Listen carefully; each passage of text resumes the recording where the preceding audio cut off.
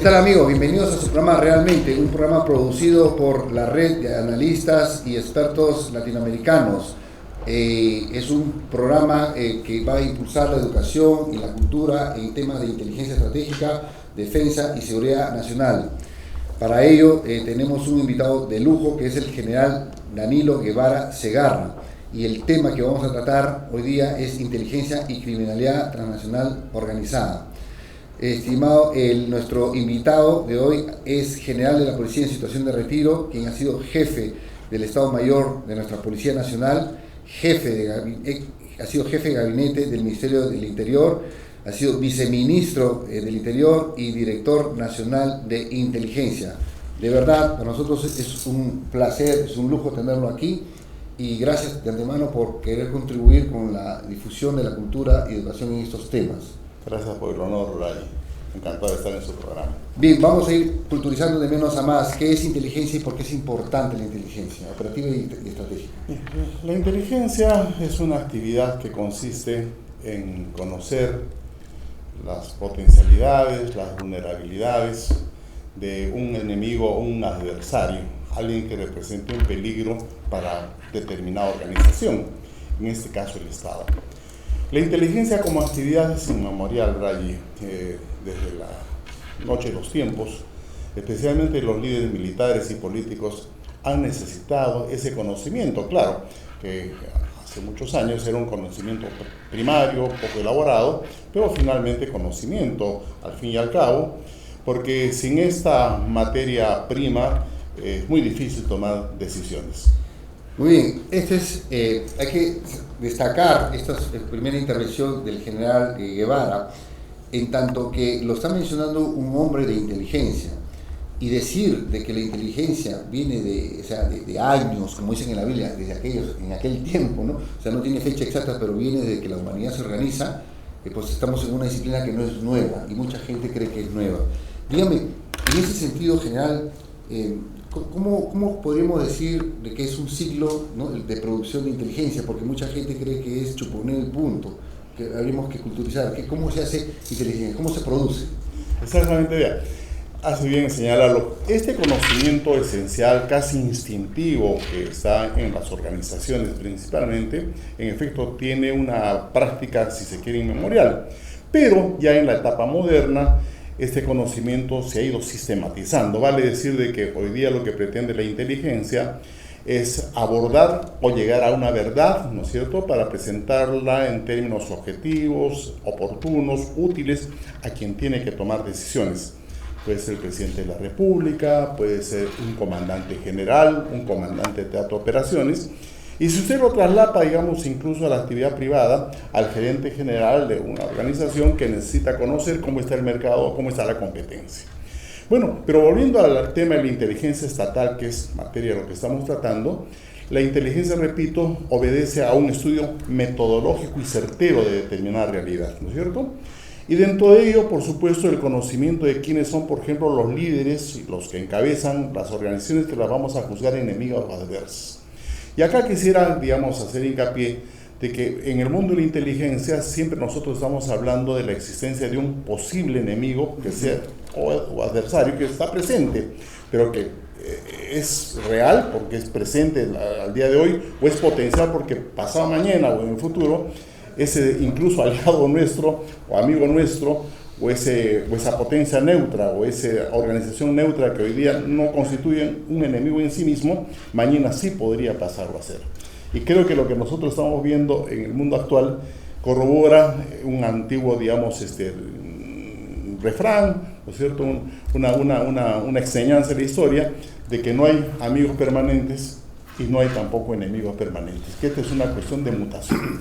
Entonces, siendo esto así, permítame, la inteligencia, repito, lo que quiere es abordar la verdad, el conocimiento de los adversarios potenciales y reales, y para ello se constituye un ciclo de inteligencia que son los grandes pasos que tiene que dar cualquier agencia de inteligencia del mundo, y que, digamos, empieza con la definición de los objetivos, con la etapa de planificación.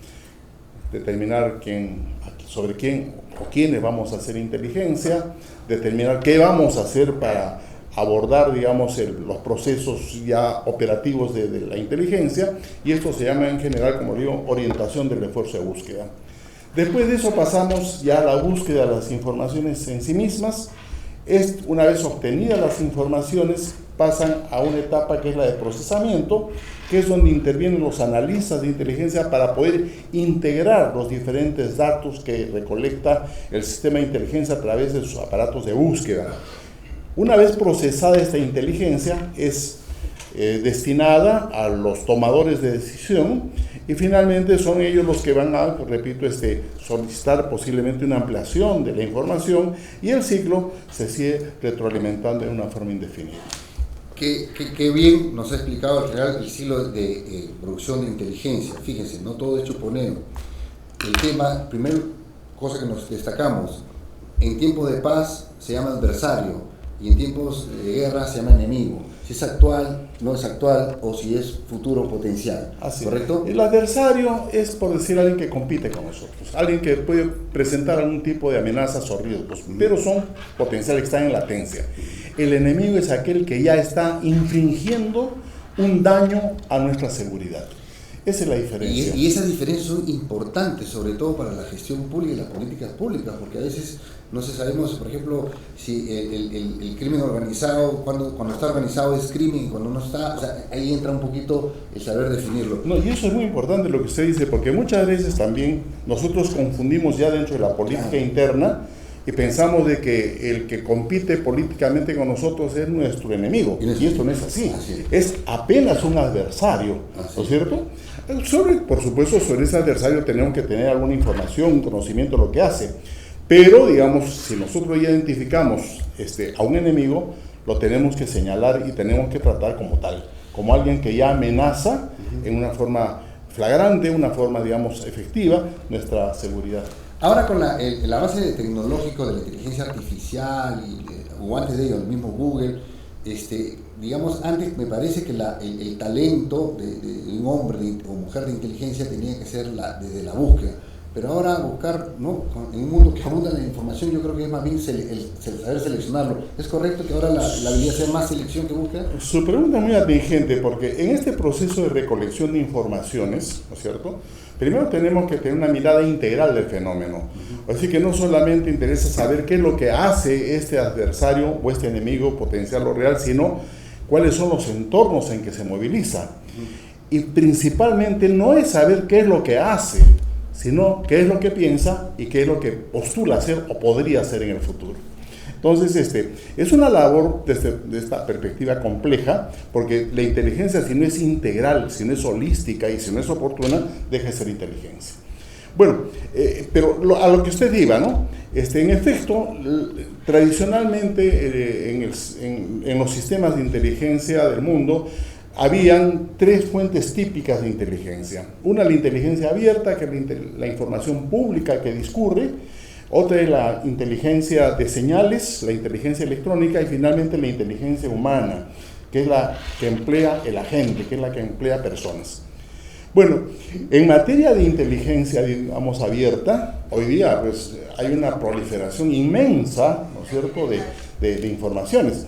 Cuando yo era oficial de inteligencia en los años mozos, ¿no es cierto?, empecé en este mundo muy temprano. Hace poco también, hace poco. No, hace ya un buen tiempo. Pero no tampoco, digamos, no es paleolítico eso, ¿no? Pero digamos, en ese mundo obtener para nosotros informaciones era difícil. Hoy día no.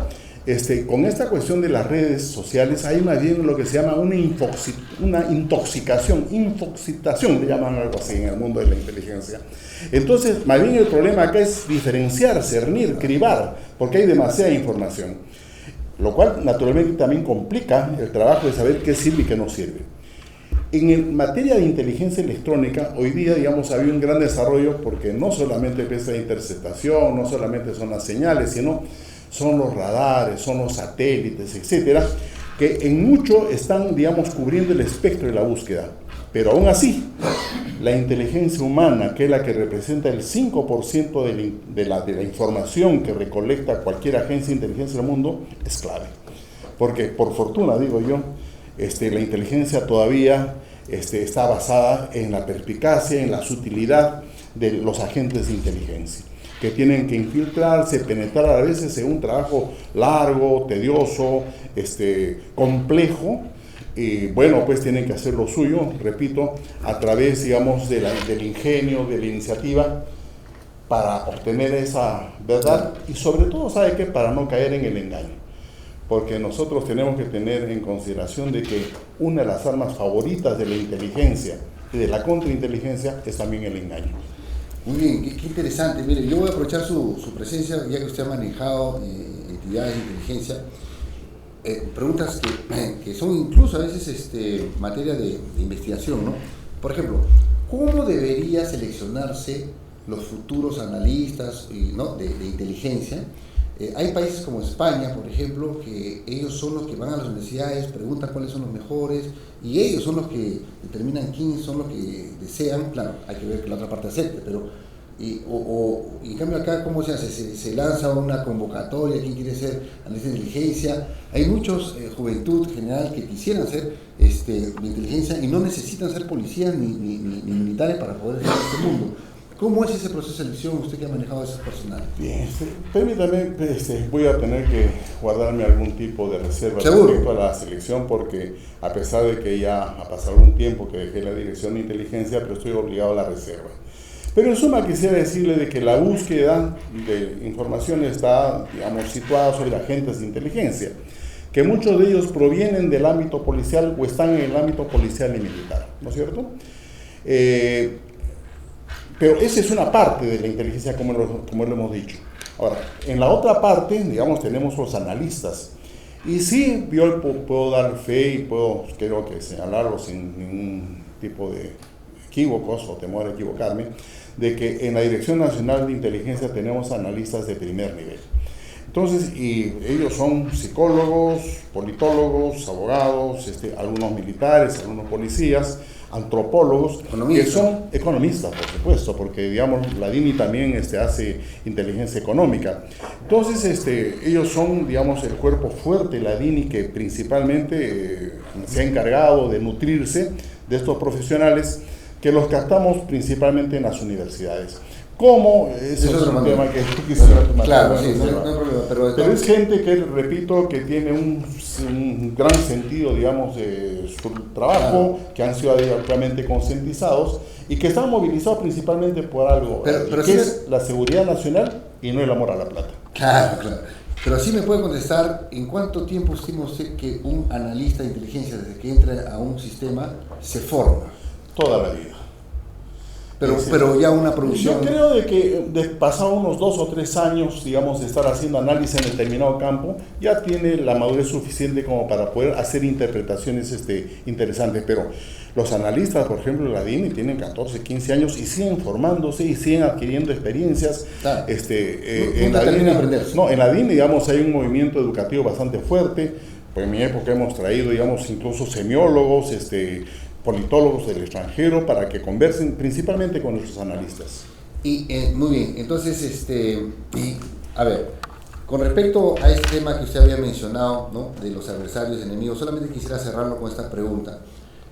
Por lo menos yo aprendí una vez que se decía, si el contrincante tiene los motivos, tiene los recursos y tiene la oportunidad de hacernos daño, ¿ya podríamos decir que es enemigo o sigue manteniéndose como adversario? No, el adversario es aquel grupo humano, aquella organización, aquel Estado, que eventualmente podría hacernos daño, pero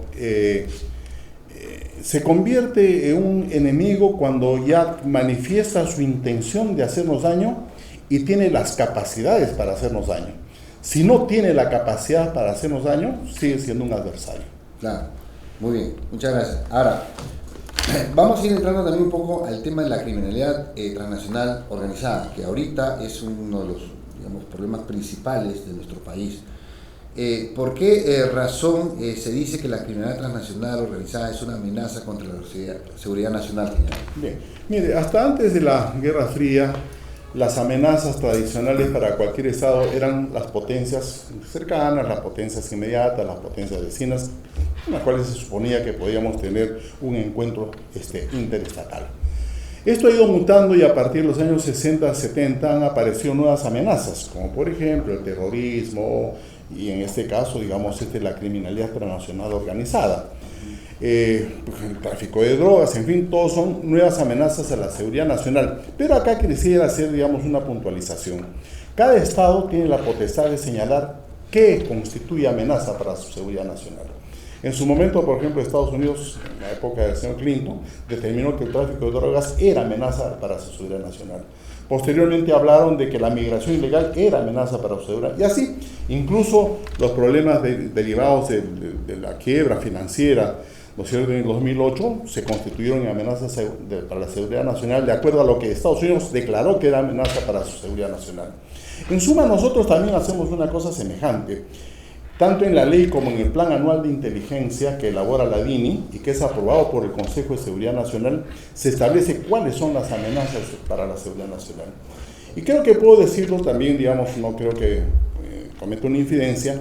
El año 2009, cuando yo estaba como Director Nacional de Inteligencia, introdujimos en el Plan Nacional de Inteligencia a la criminalidad transnacional organizada como una amenaza para la seguridad nacional. ¿Y por qué amenaza para la seguridad nacional y no a la seguridad ciudadana? Porque hay una diferencia de conceptos. Seguridad ciudadana o seguridad pública es una amenaza contra los ciudadanos. Seguridad pública es una amenaza contra toda la esfera pública, pero la seguridad nacional es una amenaza contra la nación, vale decir, contra la base poblacional de un Estado, ¿no? Vea usted, el Estado es la población organizada, pero esto significa que antes de que hubiera Estado ya había población. O sea que, repito, la sociedad, la población es la base de un Estado, es la base humana. Entonces, lo que se considera como seguridad nacional es aquello que ataca contra la seguridad de la nación, de las personas, del grupo humano, que, como repito, es anterior incluso a la formación del Estado. ¿Y por qué, digamos, en este caso la criminalidad transnacional organizada es una amenaza contra la seguridad nacional? ¿Por qué? Porque es un diluyente de la nacionalidad. Puede sacudir los pegamentos de la sociedad. Y bueno, en este caso yo creo que con justa razón se ha declarado de que es una amenaza para la seguridad nacional, porque esta criminalidad transnacional organizada lo que hace precisamente es eso, ¿no? Conmocionar a la sociedad, degradar a la sociedad, bajo una forma de criminalidad diferente que tiene características especiales sobre las cuales podríamos nosotros conversar. Pero también podría haber una relación de esta seguridad ciudadana con la nacional, ¿no? Por ejemplo, si usted me permite, si yo veo un robo de celulares o el modus operandi de, ¿cómo se llama?, de irle plata a los empresarios, microempresarios que están, ¿no?, extorsiones, y eso viene de ese modus operandi viene de una criminalidad transnacional organizada de otro país, y nuestros criminales lo aprenden, ya pasa a ser de seguridad nacional a nacional, ¿no es cierto? Claro, pero acá lo que yo quisiera señalar, Ray, es de que la seguridad nacional es un continente, o sea que es una cosa continental. Dentro de ese continente, por supuesto que está la seguridad ciudadana, pero es como una subfamilia. Tiene una jerarquía menor, porque si solamente yo robo un celular, esto no es una amenaza contra la seguridad nacional. Pero si hay una cosa sistemática que junto con el robo del celular es el establecimiento de territorios liberados por la criminalidad, ya constituye una amenaza contra la seguridad nacional. Muy bien, general. Y dígame, ¿qué rol juega la inteligencia en la lucha contra la criminalidad? El primer tema que tocamos con este segundo que estamos hablando. Bien, pero antes quisiera señalar, si me lo permite, de que la criminalidad transnacional organizada es una nueva forma de modalidad interestatal. Vale decir de que cuando, por ejemplo, se presenta en el Perú algunos ya indicativos claros de que opera el Tren de Aragua, o el Primer Comando de la Capital, o el Comando Bermelo, o Amigos Sus Amigos, que son bandas internacionales, lo que estamos viendo es de que esta criminalidad no solamente tiene un propósito económico, de lucrar. Criminales hemos tenido en el Perú desde la época de la colonia y más antes. Pero esta criminalidad lo que pretende no solamente es obtener lucro. Cuando extorsiona, por ejemplo, no solo es cobrar, no solamente cobrar, sino ejercer poder. Y usted sabe que uno de los elementos del Estado es el poder. El Estado tiene 3 elementos: territorio, población y poder. Y lo que pretenden estas bandas organizaciones es apoderarse de una parte del territorio ejercer presión y gobierno sobre determinados sectores de la sociedad y al mismo tiempo ejercer poder. ¿Cómo se representa eso? Esta criminalidad, por ejemplo, ha empezado en las zonas conurbanas de las ciudades para pedir extorsión. Y los amenazan. Y en suma lo que hace es decirle, si tú no me pagas este cupo, esta vacuna, como se llama en otros sitios, o este aporte, ¿no es cierto?, esta propina, como llaman en Brasil, simplemente te mato. Entonces, tú me vas a pagar 10 soles diarios y yo te voy a dar seguridad, porque les va a dar seguridad. Entonces, en el Perú, felizmente, estos sectores se resisten aún a pagar esa propina, esa coima. Pero repito, lo que ellos pretenden es, a través de la coima, establecer un gobierno sobre estas poblaciones. Bueno, paralelo sería. Exactamente, o sea que lo que ellos, y eso está ya documentado en el mundo, digamos, especializado, se llama la gobernanza criminal, ¿no es cierto? Entonces son bandas que lo que tratan de apoderarse es de territorios donde el Estado no interviene o tiene una presencia muy baja, obtener recursos económicos y al mismo tiempo establecer una ley que es la ley del AMPA. Y naturalmente entrar en una especie de un ecosistema con la autoridad legal. Entonces, curiosamente acá se presenta un fenómeno. Cobran cupo, entre comillas, impuestos a esta gente que es informal. Le imponen una ley que es la ley de ellos y no la ley del Estado. Y finalmente lo que hacen es establecer circuitos criminales. Entonces, esto... Tiene toda la configuración. Pero por supuesto, pero esto además tenemos una ventaja de que esto, como Perú, ya ocurrió en otros lugares. En Brasil, por ejemplo. En Brasil hay un barrio que es el barrio de La Rocinha, 200.000 personas que están sometidas bajo la ley del AMPA. Su propia constitución. Tienen su propia ley, donde la policía incluso entra, digamos, de una forma muy light, ¿no? muy tenue. Y esto ha ocurrido también en algunos lugares de Colombia, de México, por supuesto, y se trata de implantar en Ecuador y en Perú. Porque es una forma de modalidad delictiva que puede tener intervención en la política, porque esa forma de operación, Brian, necesita la autoridad política a la cual tratan de cooptar. Naturalmente. Es la vista gorda. No, por la ley del plomo, la plata. Claro. O toma plata o toma plomo. Y muchas veces, digamos, sistemas poco institucionalizados o débiles como el nuestro pueden incurrir en este error de establecer una simbiosis con el crimen organizado. Y esto tiene incluso repercusiones en la política, porque el gobierno de estas áreas en algún momento puede, digamos, hacer de que se trasvase este poder informal al poder de la política. Bueno, me quedo un poco sin palabras. Es extraordinariamente bien explicado cómo es la amenaza de la criminalidad transnacional que ya está en nuestro país. Nos habla el general Guevara de que en otros países ya se ha dado la gobernanza criminal, no como países como han mencionado, vecinos incluso, y que se está proyectando también que sea para países como el nuestro. Pero ¿qué puede hacer la inteligencia? ¿Qué puede hacer la inteligencia? Claro. ¿Qué aspectos positivos podemos tener la población con respecto? ¿Nuestra policía está preparada? ¿Tenemos los recursos para contrarrestar? ¿Qué nos opina, general? Bueno, vea, este es un problema no de la policía, porque encomendar, digamos, a la policía la lucha contra la criminalidad organizada es un error. La criminalidad tiene una serie de causalidades. Entonces es una cuestión que tiene causalidades de orden institucional, social, cultural, ¿no? Pero entonces se tiene que enfocar, digamos, el Estado tiene que enfocar desde una perspectiva holística. Ahora, en este escenario, por supuesto que la inteligencia tiene un papel vital, porque tiene que conocer cómo operan esas organizaciones, pero acá chocamos con una dificultad, que son de difícil penetración. Entonces, muchas veces en algunas entrevistas incluso me han preguntado cómo es posible de que la inteligencia peruana, que es buena, que ha tenido éxitos impresionantes en la lucha contra el Sendero Luminoso, no pueda derrotar a estas organizaciones, porque son varias. Yo les respondo de la siguiente manera. Primero, derrotar a Sendero Luminoso representó 10 años. Segundo, Sendero Luminoso era una institución molar, una institución estructurada, donde usted golpea los ejes estratégicos y la derrota. Acá no. Acá tenemos una serie de organizaciones que actúan en una forma de grama, de alguna manera conectadas, que son muchas cabezas y que son de difícil penetración. Es por eso que todos los días la policía golpea, detiene, y la criminalidad ahí está. Yo no creo que progresando, pero ahí está. Con ese añadido que lamentablemente, y esto digamos no es denigrar a nadie ni a ninguna institución, nuestro sistema penal tiene una serie de limitaciones, de modo tal que muchas veces, muchísimas veces, la policía detiene criminales con armas, en flagrancia incluso, con todas las pruebas a la mano, y esos criminales al día siguiente están siendo puestos en libertad.